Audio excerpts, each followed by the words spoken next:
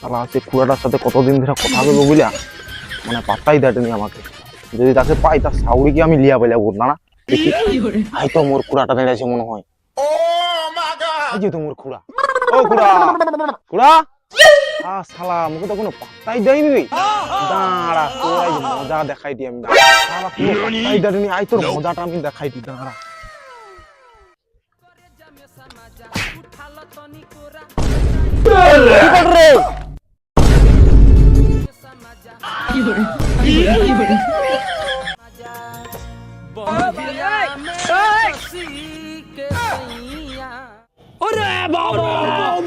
শালা গুলামের ঘরে গুলাম তোর পেটে বাঁধলো তোমার দিদার